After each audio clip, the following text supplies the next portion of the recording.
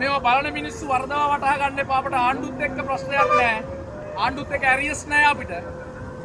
ජීවිත ස්මාර්ට් කරන්න ආපු පාලකයෝ ඉස්සෙල්ලා කඩන්න පුදු කරන්න කලින් මේ මිනිස්සුන්ගේ ජීවිත ස්මාර්ට් කරන්න කියලා අපි කියන්නේ. අපි කියන්නේ මේ තවත් එක් ස්ථානයක් මේ මිනිස්සු අවුරුදු මට හිතෙන විදිහට අවුරුදු 10ක් 15ක් 30ක් ජීවත් වෙන කර්මාන්ත මේ මිනිස්සුන්ගේ ජීවිතවලට තිරසාර විකල්ප ක්‍රම වේදයක් හැදීමෙන් පසුව ඉවත් කිරීම සුදුසුයි කියන එක තමයි අපි කියන්නේ. නේද? පාලකයන්ගේ ජීවිත ස්මාර්ට් වුණා කියලා මේවා ස්මාර්ට් නැහැ නේ තාම. මේ ජීවිත ස්මාර්ට් කරන්න කියලා අපි කියන්නේ. ඒකයි අපේ අදහස. මේවා බලන මිනිස්සු වර්ධව වටහා ගන්න එපා. අපට ආණ්ඩුත් එක්ක ප්‍රශ්නයක් නැහැ. ආණ්ඩුත් එක්ක ඇරියස් නැහැ අපිට. ජීවිත ස්මාර්ට් කරන්න ආපු පාලකයෝ ඉස්සෙල්ලා කඩන්න පුදු කරන්න කලින් මේ මිනිස්සුන්ගේ ජීවිත ස්මාර්ට් කරන්න කියලා අපි කියන්නේ. හරි. මේ අනුරාධපුර නගරයේ ෆැමිලි සුපර් මාකට් එක ඉදිරිපිට අපි මීට කලින් වර්තමාන පාලන අධිකාරිය විසින් අනුරාධපුර නගරයේ මේ කරපු අසාධාරණ ක්‍රියාවලිය සම්බන්ධව කලින් දැනුවත් කරා. මේ කිසිම හේතුවක් නැතුව මේ වෙළඳ ව්‍යාපාරයේ මහජනතාවටවත් අධිකේ මේ තියෙන පදික මාර්ගය මිනිසුන්ට ගමන් කරන්න වෙන් කරපු පාත් එක මේකෙන්වත් කිසිදු හානියක් කිසිදු කෙනෙකුට වෙන්නේ නැහැ. නගරාධිපතිගේ තියෙන අත්නෝමතික බලහත්කාර තත්ත්වවාදී මානසික මට්ටම හේතු කරාගෙන උන් මේවා සේරම කඩනවා. විශාල ධනයක් ඉදන් කළා මේවට වන්දි මුදලක් නැහැ. මට හිතෙන විදිහට මේ හැම කඩේකින්ම මේ ඉදිකිරීමකින්ම උන් පහුගිය කාලේ අවුරුදු 10ක් ඉස්සර බදු ගත්තා. බදු ගත්ත වෙළඳ ව්‍යාපාර නගර සභාවේ වැටුප් කෙවන වැටුප් වලට මුදල් එකතු කරගත්ත මිනිස්සු ඒ කිසිදු ඇගීමකට ලක් නොකර ඒවා කිසි දෙයක් මායින් කරන්නේ නැතුව අධිකරණ නියෝගයක් නැහැ, විමර්ශනයක් නැහැ, මුන් එනවා, කඩනවා, යනවා. ඒ නිසා මේ තත්ත්වවාදී ක්‍රියාවලියට විරුද්ධව සමස්ත පදික වෙළඳුන් අසාධාරණට ලක්වෙච්ච සියලු දෙනා ඒකරාශී කරලා වර්තමාන තස්තවාදී ආණ්ඩුවට විරුද්ධව අපි දැවැන්ත අරගලයක් ක්‍රියාත්මක කරනවා. අපි කියනවා ලංකාවේ මෙවැනි අසාධාරණයකට ලක්වුණු සියලු ජනතාව කැමැති මිනිස්සු එකතු වෙන්න අපි තස්තවාදී රජයට බලපෑම් කරන්න අපි ලෑස්ති වෙනවා. සියලු දෙනාම අසාධාරණයට ලක්වුණු සියලු දෙනාම එකතු වෙන්න කියලා අපි ආරාධනා කරනවා. දරු පැටවුන්ට අනාගතයක් හදන්න, ස්මාර්ට් ලෝකයක් හදන්න මුන්ගේ කතාව. හැබැයි මුන්ගේ කතාව ස්ටේජ් වල, මුන්ගේ කතාව වේදිකාවල, මුන්ගේ කතාව මාධ්‍යයේ විතරයි. මේ මහ පොළවේ යථාර්ථය. ඒ නිසා අපි මේ රටේ සමස්ත මහජනතාවට කියන්නේ අපි ඊටාම වගකීමෙන් කියන්නේ වර්තමාන පාලකයෝ විදියට පරිගණන පාලකයන්ට සෙල්ලම් දාන්න එපා මේ මිනිස්සුන්ගේ ජීවිතත් එක්ක මේ ප්‍රශ්න විසඳනකම් අපි බලාගෙන ඉන්නවා.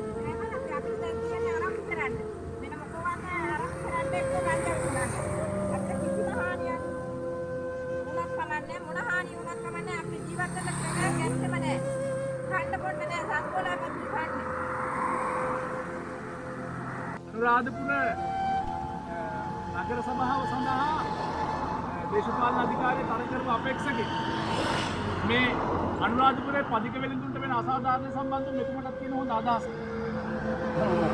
මොකද ආයතනයක් ගන්න ඔයාගේ ඉන්න තත්ත්වෙ මේ දඟලන මිනිස්සුන්ට ඇයි මේ වගේ කම්පැනියක් කියලා කරන්නේ? අනුරාධපුරයේ නගරයේ ප්‍රධාන බස්නායකතුම බැල්මට මෙතුමිය මේ ස්ථානට අවුලක් තමයි නේ. හැබැයි අපි කියන්නේ දැන් ඔබතුමිය අවුරුදු කීයක් මෙතන ජීවත් වෙනවා? අවුරුදු මමත් 15ක් වුණා දන්නවා. අවුරුදු 10ක 11ක් විතර මෙයා මේ වෙනදාම් කරගෙන තමයි ජීවත් වෙන්නේ. අපිට කාත් එක්කත් ඇරියස් එකක් නැහැ, කාත් එක්කත් ප්‍රශ්නයක් නැහැ. අපි වර්තමානයේ මේ රජය කරන අත්ොන්ට පුනා කියන්නේ මේ ජීවිතවලට ස්මාර්ට් එක හදන්න මේ ජීවිතවල. ඔබතුමාලගේ ජීවිත ස්මාර්ට් වුණාට 160 ජීවිත ස්මාර්ට් කරගත්තට මේ කඳුළු මතින් ගිහිල්ලා මේ ජීවිත තාම ස්මාර්ට් නැහැ. ඒ නිසා පුනා කියන්නේ මේ ජීවිතවල වගකීම බාරගන්න. මොකද්ද? මේ අවුරුදු කීයක් අනුරාධපුර නගරයේ පදික වෙළඳාමේ නිරත වෙලා ඉන්නවද? අවුරුදු 10. මොනවද වෙළඳාම් කරන්නේ? බලතු. එතකොට ඔබතුමා යම් කිසි දවසක නගර සභාවට මුදලක් දෙව්වද? සායි සභාවට ගෙවුවා. කොහෙද ඒ? අන්න. මේ හරි වෙළඳාම් කරලා කොච්චරද? මේ හරි අවුරුදු 10. හරි. එතකොට ඔබතුමාට තේරෙන විදිහට ඔබතුමාටින් වෙන වැරද්ද මොකක්ද? මං අහන්නේ දැන් ඔබතුමාව අයින් කරන්න කියනවනේ. ඔබතුමා පුරවැසියෙක් විදිහට ඔබතුමාට තේරෙන විදිහට ඔබතුමාට වරද්ද මොකක්ද?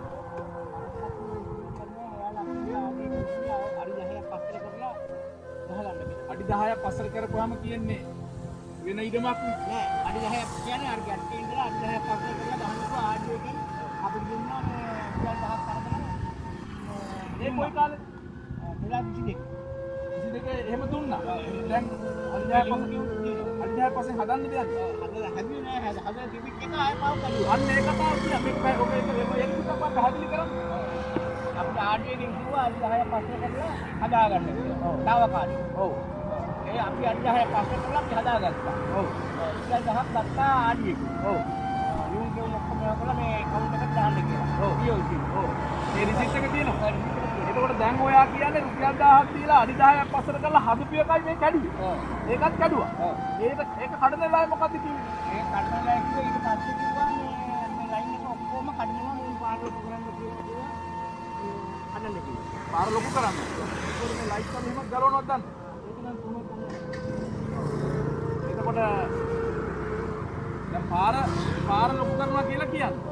එතකොට ඒක අපිට හිතලා බලන්න ඉතින් පාර ලොකු කරනවා නම් මේ හයි ටෙන්ෂන් ලයින් ඒවා මේ ඔක්කොම ගලවන්න වෙනවනේ.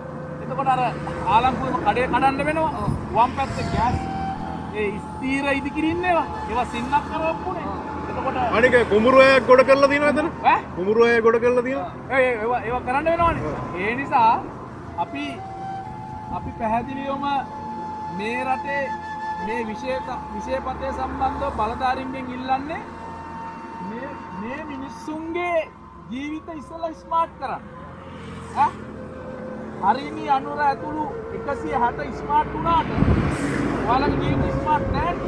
ඒක අපි කියන්නේ මේ පදික වෙළඳුන්ගේ ජීවිත ස්මාර්ට් කරලා විකල්ප ක්‍රමයක් හදලා දීලා ඒ විකල්පේ පෙන්නලා දීලා ඔයාට රිදිලාද කියලා තමයි අපිට බලා ගන්න.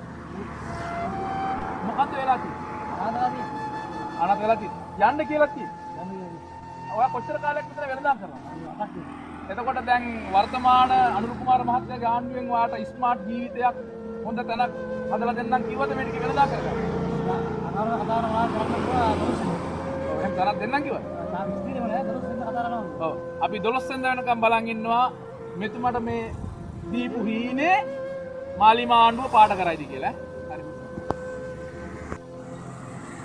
නැතිතරෝ කියන්නේ අපිට පාරවත් ඉන්න නැතුව ගෙදර ගිහිල්ලා මැරෙන්න කන්න නැහැ. කෑම නැහැ. ඇත්තටම කාටවත් කරදරයක් නැතුව මෙතන හොයාගෙන කනවනේ. ඉඟා කන්නේ නැහැ නේ අපි. කරදරයක් නැතුව මෙතන කවුරුත් ආවේ නැහැ මේ වෙනකම් මේ සැරේ මේ අපේ පාඩුවේ අපි මීට කලින් හිටපු පාලකයෝ කිසිදු බලපෑමක් කරාද? නැහැ. කවුරුත් කරේ නැහැ. ඒ මිනිස්සු අම්මලාට ජීවත් වෙන්න ඉඩ දුන්නා. මේ ආන්නේ නැත්තම් කොච්චර කල් මේ අපි හිටියට කවදාවත් අපිට අයින් වෙන්න කියන්න ආවේ නැහැ. එන්නත් අනුරාධපුරේ තලාය විතරයි. ඒගොල්ලන් කියනවා තලාය වතුර ටැංකියෙන් මේ එහා දාන්න. උතන ජනතාවතුමාගේ ගම හින්දා පාර ඕන දෙක දාන්න පුළුවන් ගිහින්. නමුත් ඒකම කිසිම පදක වෙලෙන්දක් අයින් කරලා නැහැ. බස් ස්ටෑන්ඩ් එකේ දාලා තිනවා පාය සභාවේ තාප්පේ දාලා තිනවා කඩ ගාලා පඩිවිල කරන්ට් එක අරගෙන ඒක ජනපතුවා ගම හින්දා. ඒක අපිට රස් කරලා අපිට අනුරාධපුරේ. අද මම නොච්චාගම ටවුමේ ඇවිද්දා. නොච්චාගමත් වඩේ වෙලෙන්දෙක් එළවලු වෙලෙන්දෙක් කිසිම කෙනෙක් අයින් කරලා නැහැ. මේ අනුරාධපුරේ අපි අධ්‍යාත්මික අරගලයේ නියමුව අපි මාසයක් එකහමාරක් තිස්සේ බලන් හිටියා මේ රටේ ඒක ලෝකෙ කිසිම තැනක පදික වෙලඳාම නවත්තන්න බෑ.